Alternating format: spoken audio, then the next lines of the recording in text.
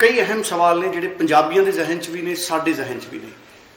सरदार नवजोत सिंह सिद्धू हुणां तो पुछांगे कि 18 सूत्री एजेंडा बनने तो बाद हुण तक लागू क्यों नहीं हो रहा, अजिहे च पंजाब कित्थे खड़ा है, तो इन्हां समस्यावां ते अज सिद्धू साहब की सोचते हैं, तो सिद्धू साहब की असल लड़ाई की है। सिद्धू साहब टल्ला साहब बड़ा अहम सवाल है। देखो पंजाब के जिहड़े रूहानी मसले हैं वो लॉ एंड ऑर्डर पे, गुरु साहब का इंसाफ, जिहड़ा वलूंदरे हिरदियां चों बारंबार इंसाफ की गुहार करता है। मावां दे खोए हुए पुत, बजुर्गों की तांग कि जिहड़ा बहुत करोड़ी ड्रग मामला सी उसका इंसाफ होना चाहिए, क्योंकि वो साडी अगली नस्ल नाल जुड़िया हुआ, अगली पीढ़ी नाल जुड़िया हुआ। ये सब लॉ एंड ऑर्डर के मसले ने, लेकिन इन्हां तो अलावा जिहड़ा छड्ड के, और ये सब तो अहम है, ये प्रायोरिटी लिस्ट ने जी, जिहड़ा हाई कमांड का भी प्रायोरिटी लिस्ट है। लेकिन इन्हां तो अलावा अगर तुसीं असली संघर्ष पुछो, असली मुद्दे पुछो, चाहे वो राजनीतिक हो, चाहे वो आर्थिक संघर्ष हो, तो चाहे वो समाजिक संघर्ष हो, जिहड़ी असली लड़ाई है, जिहड़ी असली संघर्ष जिहड़ा हैगा वो ये है कि पंजाब के खजाने की लुੱਟ नूं रोक के निजी जेबां चों पैसा, चंद निजी जेबां चों, माफिया की जेब चों पैसा कढ़ के पंजाब के खजाने च पाउणा, ये सब तो वड्डा संघर्ष है। और मैं 17 साल की मेरी जिंदगी देख लो, मैं इहते लड़दा रहा।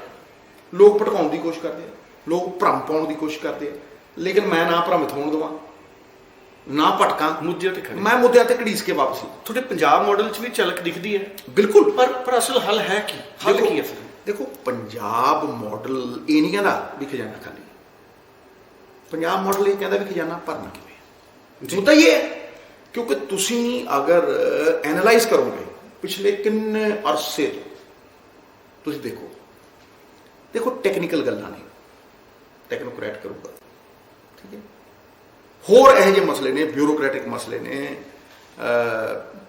किन्ने ही मसले ने, वो टैक्नीकली पॉलिसी डिसीजन सारा कुछ हो जाता है जी, लेकिन वो नेपरे क्यों नहीं चढ़ते, वो एग्जीक्यूट क्यों नहीं होंगे, राइट? वो अलग चीज़ां ने, वो एग्जीक्यूट इस करके नहीं होंगे क्योंकि पंजाब की हर समस्या का समाधान फाइनैंशियल है, इनकम है पंजाब की, जिहड़ी कि पंजाब के कोल घटती जा रही है, एक करजे का पहाड़ चढ़ता जा रहा है, और उस करके पंजाब के मसले जिहड़े ने वो सुलझ नहीं रहे। तुसीं बिजली की गल करो, कोई टैक्नीकल गल्लां ने भी तुसीं 200 यूनिट देने, 300 यूनिट देने, या तुसीं 10 रुपये तो बिजली PPA रद्द करके तुसीं उन्होंने 3 रुपये तो 5 रुपये करना, ठीक है जी, या तुसीं एक फिक्सड सबसिडी देनी है, चलो जी 1000 रुपये हरेक घर में दे देंगे, हर बंदे को उन्नी सबसिडी देनी है। ये टेक्निकल मसले ने जी टल्ला साहब, ठीक है। होर मुद्दा लियाओ तुसीं इस तो बाद जिहड़े मुद्दे, जिवें अपनी पोस्ट मैट्रिक स्कॉलरशिप सी, ठीक, अंबेडकर स्कीम लॉन्च की पिछली बार सरकार ने 1 साल पहला, लेकिन पंजाब सरकार दे नहीं सकी। क्यों नहीं दे सकी? टेक्निकल मसला नहीं सी, वो इनकम का मसला है, इनकम का मसला है। 50-50 हज़ार के बाले गरीबां नूं देने ने, या दलित वीरां नूं असीं प्लॉट देने 5-5 मरले वाले, ठीक है जी, वो भी टैक्नीकल मसले नहीं। लेकिन असल मसला की है जी, केजरीवाल साहब इत्थे आके कहते हैं भी मैं 25-26 लाख नौकरियां दे दूंगा, तुम पर्चियां संभाल के रखो, हाँ जी, पर्चियां संभाल के रखो, आ फलानी चीज़ मैं फ्री दे दूंगा, हाँ जी। हुण एक नवा अनाउंसमेंट करके गए ने, की करके गए दसो? 16,000 मुहल्ला क्लिनिक बना दूंगा, ठीक है। ये हैल्थ ते एजुकेशन के नाल, तुसीं एजुकेशन की तुहानूं गल कीती भी दलित बच्चे क्यों नहीं स्कूलों के जा सकते, मुलाजम कच्चे, इहदे लई तुहानूं इनकम चाहिए है महाराज। तुसीं 1 लाख सामी जिहड़ी अज पंजाब दे विच खाली पई है टल्ला साहब, तुसीं वो तो भर नहीं सके, ठीक है। क्यों नहीं भर सके? क्योंकि फर्क है बहुत, ये कोई आत्मनिर्भर सूबा नहीं रह गया। वेखो सॉफ्ट लोन्स ने, बिल्डिंगां म्यूनसिपल कमेटी ਦੀਆਂ होर सॉफ्ट उन्होंने पूरा गिरवी धरिया हुआ है, पंजाब ही गिरवी धरिया हुआ है। पिछलियां सरकारां ने पंजाब गिरवी धरता महाराज, ਟੂਰਿਜ਼ਮ ਦੇ ਕਈ ਹੋਟਲ ਗਿਰਵੀ ਧਰੇ। ਬਿਲਕੁਲ ਹੋਟਲ ਗਿਰਵੀ ਧਰੇ, ਆਪਦੇ ਨਹੀਂ, ਜਿਹੜੇ ਸਰਕਾਰੀ ਜ਼ਮੀਨਾਂ ਗਿਰਵੀ ਧਰੀਆਂ ਹੋਈਆਂ ਨੇ, ਉਹਨਾਂ ਦਾ ਕੋਈ ਰਿਕਾਰਡ ਨਹੀਂ ਹੈ, ਰਾਈਟ। ਕਰਜ਼ਾ ਲੈ ਕੇ ਅਸੀਂ ਕਰਜ਼ਾ ਮੋੜ ਰਹੇ ਹਾਂ, ਠੀਕ ਹੈ। ਅੱਛਾ, ਪੰਜਾਬ ਦੇ ਲੋਕ ਸੋਚਦੇ ਨੇ ਵੀ ਖਮੀ ਅਸੀਂ ਵਾਂਝੇ ਹਾਂ ਇਸ ਕਰਜ਼ੇ ਤੋਂ, ਇਹ ਕਰਜ਼ਾ ਤਾਂ ਮਤਲਬ ਸਟੇਟ ਦੇ ਉੱਤੇ ਹੈ, ਇਸ ਕਰਕੇ ਅਸੀਂ ਵਾਂਝੇ ਹਾਂ, ਸਾਨੂੰ ਇਹਦੀ ਕੋਈ ਫਿਕਰ ਨਹੀਂ। ਗਲਤ ਹੈ, ਕਿਉਂਕਿ ਉਹ ਪੰਜਾਬ ਦੇ ਲੋਕਾਂ ਤੋਂ ਹੀ ਵਸੂਲਿਆ ਜਾ ਰਿਹਾ ਭਾਜੀ। ਦੇਖੋ, ਜਿਹੜਾ ਟੋਲ ਲੱਗਦਾ ਕੌਣ ਪੇ ਕਰਦਾ? ਅਸੀਂ ਕਰਦੇ ਹਾਂ, ਅਸੀਂ ਪੇ ਕਰ ਰਹੇ ਹਾਂ ਨਾ, ਬਿਲਕੁਲ ਕਰ ਰਹੇ ਹਾਂ। ਅੱਛਾ, ਪੈਟਰੋਲ ਦੇ ਉੱਤੇ ਇਨਡਾਇਰੈਕਟ ਟੈਕਸ ਹੈ, ਕੌਣ ਪੇ ਕਰਦਾ? 35-40 ਰੁਪਏ ਦਾ ਪੈਟਰੋਲ ਹੈ, ਦੁਬਈ ਤੁਸੀਂ ਜਾ ਕੇ ਦੇਖ ਲਓ, ਇੱਥੇ 100 ਹੈ। ਸਾਡੇ ਡੀਜ਼ਲ ਵੀ 100 ਦੇ ਨੇੜੇ ਹੈ ਮਹਾਰਾਜ। 9 ਰੁਪਏ ਦਾ ਸੀਗਾ 92 ਚ, 5 ਰੁਪਏ ਦਾ, ਸਮਝ ਰਹੇ ਹੋ? ਤੁਸੀਂ ਹਿਸਾਬ ਲਾਓ ਕਿੱਥੇ ਕਿੱਥੇ ਚਲੇ ਗਏ। ਇਹ ਇਨਡਾਇਰੈਕਟ ਟੈਕਸ ਕੌਣ ਪੇ ਕਰ ਰਿਹਾ ਮਹਾਰਾਜ? ਇਹ ਪੰਜਾਬ ਸਰਕਾਰ ਨੂੰ ਮਜਬੂਰੀ ਚ ਉਹਨਾਂ ਤੋਂ ਲੈਣਾ ਪੈਂਦਾ ਹੈ। ਇਹੀ ਮਸਲਾ ਹੈ। ਅਗਲਾ ਸੋਚਦਾ ਹੈ ਕਿ ਭਾਈ ਮੈਂ ਥੋੜਾ ਦੇਣਾ, ਇਹ ਤਾਂ ਸਟੇਟ ਨੇ ਦੇਣਾ, ਲੇਕਿਨ ਸਟੇਟ ਟੈਕਸ ਲਾ ਕੇ ਉਹਨਾਂ ਦੇ ਹੱਕ ਹਲਾਲ ਦੇ ਪੈਸੇ ਲੈਂਦਾ, ਕਰਜ਼ੇ ਨਾਲ ਕਰਜ਼ਾ, ਔਰ ਜਿਹੜੀ ਚੋਰੀ ਹੈ ਉਹ ਚਲੀ ਨਹੀਂ। ਇਸ ਕਰਕੇ ਮੈਂ ਪਾਲਿਸੀਆਂ ਦਿੰਦਾ ਸੀ। ਮੈਂ ਭਾਈ ਰੇਤ ਦੀ ਪਾਲਿਸੀ ਦਿੱਤੀ, ਸ਼ਰਾਬ ਦੀ ਪਾਲਿਸੀ ਦਿੱਤੀ, ਹਾਂਜੀ। ਇਹ ਕਿਹਾ ਵੀ ਕੇਵਲ ਇੱਕ ਬੰਦੇ ਦੇ ਹੱਥ 'ਚ ਹੈ, ਜੇ ਉਹ ਸਟੇਟ ਦੇ ਹੱਥ 'ਚ ਹੋਵੇ ਉਹ ਕਰੋੜਾਂ ਰੁਪਏ ਦਾ ਬਿਜ਼ਨਸ, ਮਤਲਬ 5-7 ਹਜ਼ਾਰ ਕਰੋੜ, ਮਤਲਬ ਬਲੈਕਮੇਲ ਕਰ ਕਰਕੇ ਹੀ ਉਹ ਜਿਹੜੀ ਕੇਬਲ ਹੈ, ਜਿਹੜੀ ਤੁਸੀਂ ਪਾਈ ਹੈ ਸਰਕਾਰੀ ਜ਼ਮੀਨ ਦੇ ਉੱਤੇ ਹੈ, ਸਰਕਾਰੀ ਹੈ, ਠੀਕ ਹੈ।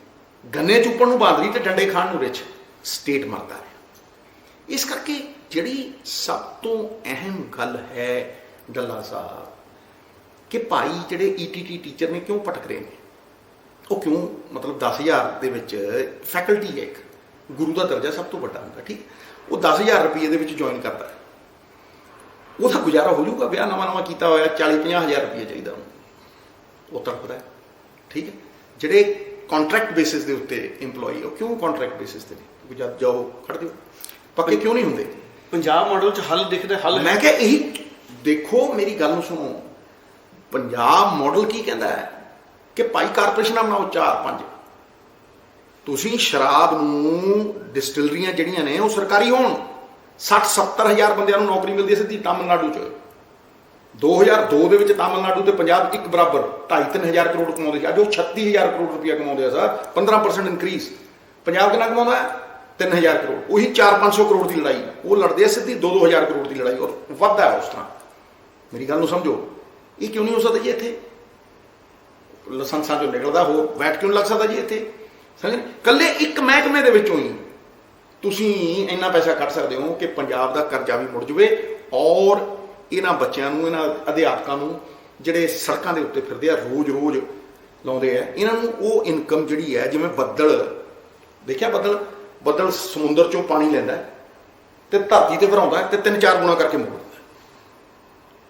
ਇਹ ਹੋ ਸਕਦਾ ਹੈ, ਇਹ ਬਿਲਕੁਲ ਸੰਭਵ ਹੈ ਗੱਲਾਂ ਸਾਹਿਬ। ਇਹ ਲੜਾਈ ਰੇਤੇ 'ਚੋਂ ਵੇਖੋ, ਰੇਤਾ, ਹੁਣ ਜਦੋਂ ਰੇਤੇ ਦਾ ਮਸਲਾ ਆਉਂਦਾ, 40 ਕਰੋੜ ਰੁਪਇਆ ਜਮ੍ਹਾਂ ਕਰਾਇਆ 10 ਸਾਲ, ਨਾ 39 ਨਾ 41, ਠੀਕ ਹੈ। ਕਿਉਂ? ਕਿਉਂਕਿ ਨਾ ਤੇ ਨੀਤੀ ਸੀ ਤੇ ਨਾ ਨੀਅਤ ਸੀ ਜੀ। ਆਪਦਾ ਪਰਸਨਲ ਇਨਕਮ ਦੇ ਵਾਸਤੇ ਉਹਨੂੰ ਯੂਜ਼ ਕੀਤਾ ਗਿਆ, ਠੀਕ ਹੈ ਜੀ। 40 ਕਰੋੜ ਰੁਪਇਆ 10 ਸਾਲ ਅਕਾਲੀ ਸਰਕਾਰ। ਅਸੀਂ ਵਧਾ ਕੇ ਉਹਨੂੰ 250 ਕਰੋੜ ਕਰਤਾ, 200 ਕਰਤਾ, 250 ਕਰੋੜ ਕਰਤਾ। ਹੁਣ ਤੁਸੀਂ ਦੇਖੋ, ਤੇਲੰਗਾਨਾ ਵਰਗਾ ਸੂਬਾ 10 ਕਰੋੜ ਰੁਪਏ ਠੇਕੇਦਾਰੀ ਚੋਂ ਕਮਾਉਂਦਾ ਸੀ ਪਹਿਲੇ ਸਾਲ। ਠੇਕੇਦਾਰੀ ਮਟਾਈ, ਜਿੰਨੇ ਸਟੇਟ ਦਾ ਰਿਸੋਰਸ ਹੈਗਾ ਸਟਾਕ ਯਾਰਡ ਬਣਾਏ, ਆਨਲਾਈਨ ਬਿਡਿੰਗ ਦੇ ਉੱਤੇ ਰੇਤਾ ਵੇਚਣਾ ਸ਼ੁਰੂ ਕੀਤਾ, ਹਜ਼ਾਰਾਂ ਯੁਵਕਾਂ ਨੂੰ ਨੌਕਰੀ ਦਿੱਤੀ, 70,000 80,000 ਨੌਜਵਾਨਾਂ ਨੂੰ ਨੌਕਰੀ ਦਿੱਤੀ।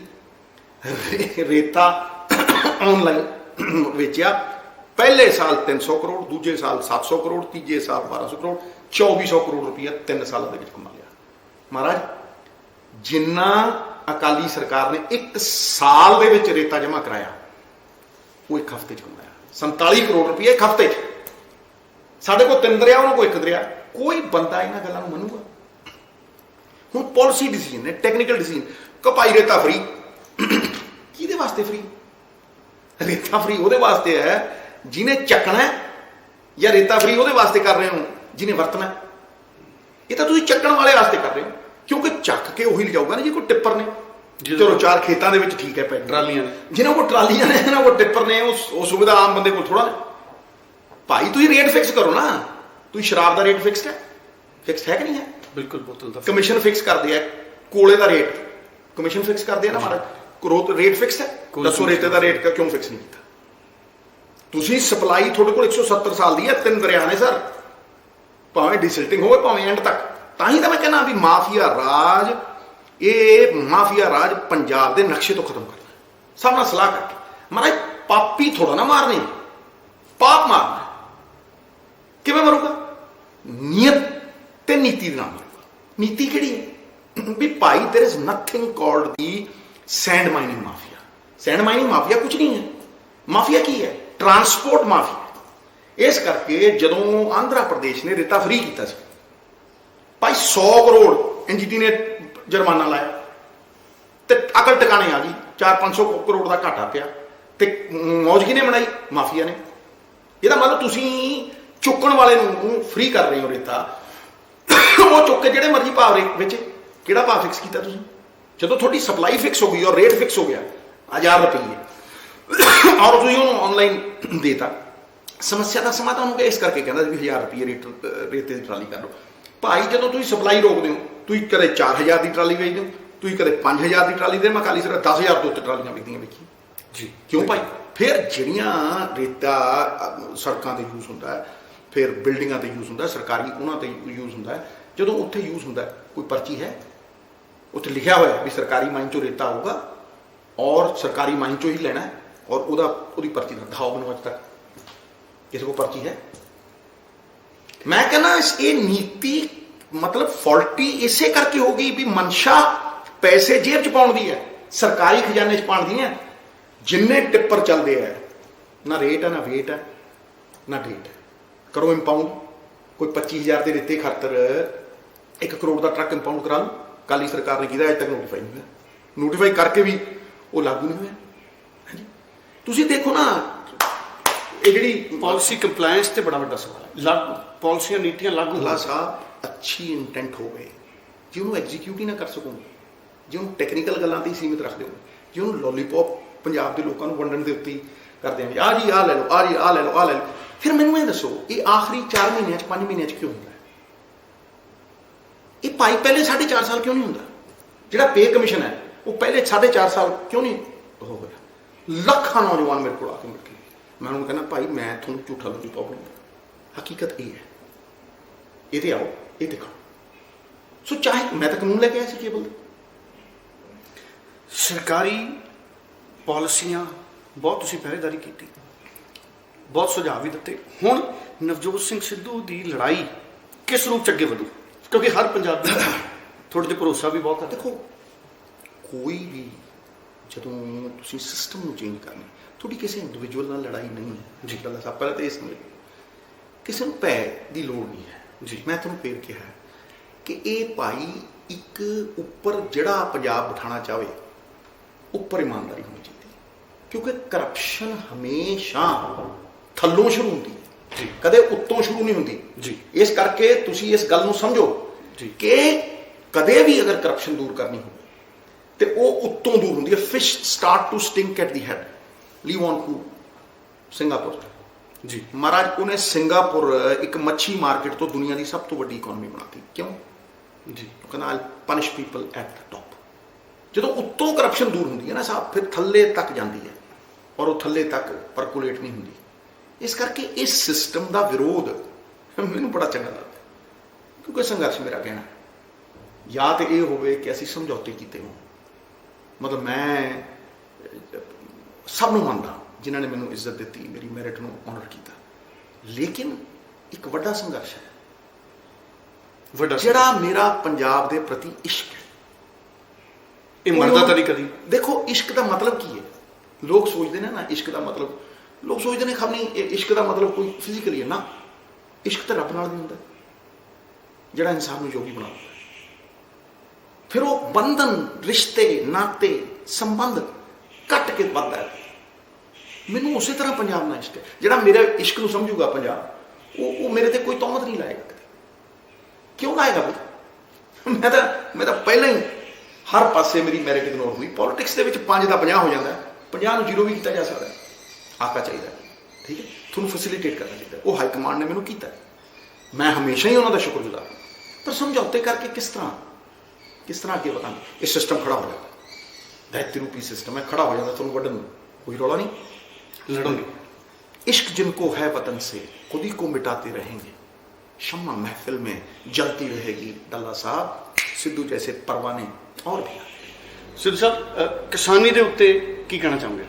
ਬੜਾ ਅਹਿਮ ਸਾਡਾ ਖਿੱਤਾ ਹੈ। ਪੱਗ ਦਾ ਸਵਾਲ ਹੈ, ਅਣਖ ਦਾ ਸਵਾਲ ਹੈ, ਸਾਡੀ ਸਰਵਾਈਵਲ ਐਗਜ਼ਿਸਟੈਂਸ ਪਛਾਣ ਦਾ ਸਵਾਲ ਹੈ, ਬਾਬੇ ਨਾਨਕ ਦੇ ਕਿੱਤੇ ਦਾ ਸਵਾਲ। ਇਹਦੇ ਗਹਿਨ ਚਿੰਤਨ ਦੇ ਵਿੱਚੋਂ ਇੱਕੋ ਹੀ ਗੱਲ ਨਿਕਲੀ ਹੈ ਕਿ ਚਾਹੇ ਮੈਂ ਕੋਆਪਰੇਟਿਵ ਐਡਵੋਕੇਟ ਕਰਦਾ ਕਿ ਬਿਊਰੋਕ੍ਰੇਸੀ ਦੇ ਹੱਥ ਚੋਂ ਕੱਢ ਕੇ ਕੋਆਪਰੇਟਿਵ ਜਿਵੇਂ ਮੂਲ ਹੈ, ਛੋਟੇ ਵੱਡੇ ਕਿਸਾਨ ਨੂੰ ਇੱਕ ਕਰਕੇ ਉਹਨਾਂ ਦੀ ਪ੍ਰਾਈਸ ਜਿਹੜੀ ਹੈ, ਚਾਹੇ ਦੁਕਾਨਾਂ ਦੇ ਉੱਤੇ ਦੇਖੋ, ਜਿਹੜਾ ਵੇਚਣ ਵਾਲਾ ਉਹ ਤੈਅ ਕਰਦਾ, ਖਰੀਦਣ ਵਾਲਾ ਤੈਅ ਨਹੀਂ ਕਰਦਾ, ਕਿਉਂਕਿ ਕੋਲਡ ਸਟੋਰੇਜ ਨਹੀਂ ਹੈਗੇ, ਇਸ ਕਰਕੇ ਉਹ ਖਰੀਦਣ ਵਾਲਾ ਉਹਨਾਂ ਨੂੰ ਐਕਸਪਲੋਇਟ ਕਰਦਾ। ਸੋ ਕੋਲਡ ਸਟੋਰੇਜ ਹੋਣ, ਚਾਹੇ ਮਾਰਕੀਟਿੰਗ ਦੀ ਗੱਲ ਹੋਵੇ, ਚਾਹੇ ਪ੍ਰੋਡਕਸ਼ਨ ਦੀ ਗੱਲ ਹੋਵੇ, ਫਸਲਾਂ ਚੱਕਦਾ ਕੌਣ ਹੈ? ਸੈਂਟਰ ਦੀ ਸਰਕਾਰ ਝੋਨਾ ਤੇ ਕਣਕ ਚੱਕਦੀ, ਇਸ ਕਰਕੇ ਉਹ ਮਜਬੂਰ ਹੈ ਕਿ ਉਹੀ ਲਾਉਂਦਾ ਹੈ। ਮੈਂ ਹਮੇਸ਼ਾ ਐਡਵੋਕੇਟ ਦੇ ਕ੍ਰੌਪ ਡਾਈਵਰਸੀਫਿਕੇਸ਼ਨ, ਜੋ ਪੰਜਾਬ ਖਾਂਦਾ ਹੈ ਕੀ ਉਹ ਉਗਾਉਂਦਾ ਹੈ, ਉਹ ਪੰਜਾਬ ਨੂੰ ਸਮਝ ਨਹੀਂ।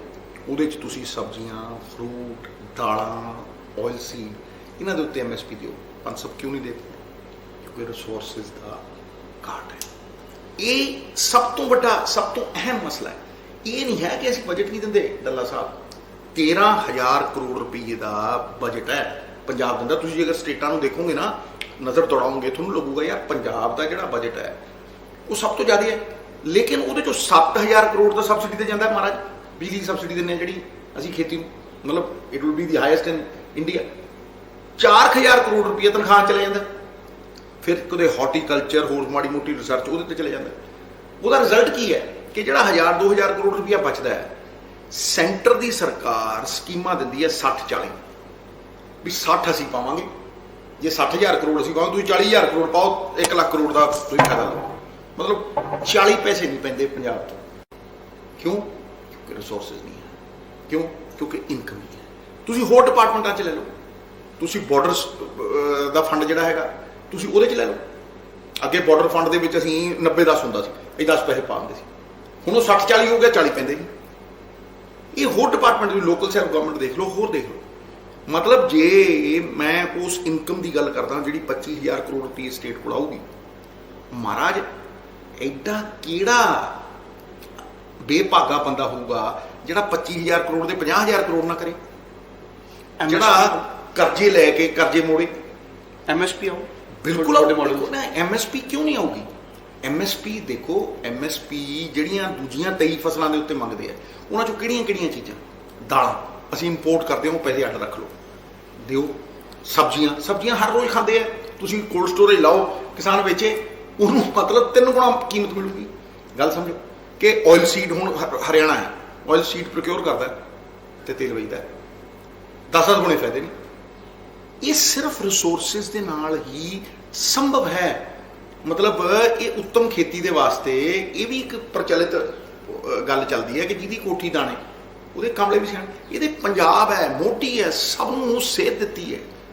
ਤੇ ਅੱਜ ਅਸੀਂ ਰਿਸੋਰਸਿਸ ਕਰਕੇ ਅਗਰ ਘਾਟ ਖਾਈਏ, ਕ੍ਰੌਪ ਡਾਈਵਰਸੀਫਿਕੇਸ਼ਨ ਨਾ ਕਰ ਸਕੀਏ, ਕੋਲਡ ਸਟੋਰੇਜ ਔਰ ਇਸ MSP ਦੇ ਵਿੱਚ ਸਬਜ਼ੀਆਂ, ਦਾਲਾਂ, ਇਹਨਾਂ ਦੇ ਉੱਤੇ ਪੰਸਬ ਨਾ ਦੇ ਸਕੇ, ਇਹ ਸਿਰਫ ਇਸੇ ਕਰਕੇ ਹੈ ਵੀ ਅਸੀਂ 60-40 ਦੇ ਵਿੱਚ ਪੈਸੇ ਨਹੀਂ ਪਾ ਸਕਦੇ। ਸੋਸ਼ਲ ਸੈਕਟਰ ਸਕੀਮਾਂ ਦੇ ਵਿੱਚ ਅਸੀਂ ਆਪਣੇ ਪੈਸੇ ਦੁੱਗਣੇ ਨਹੀਂ ਕਰ ਸਕਦੇ, ਔਰ ਸਾਡੇ ਕੋਲ ਰਿਸੋਰਸਿਸ ਦੀ ਘਾਟ। ਬਹੁਤ ਬਹੁਤ ਧੰਨਵਾਦ। Thank you. ਬਹੁਤ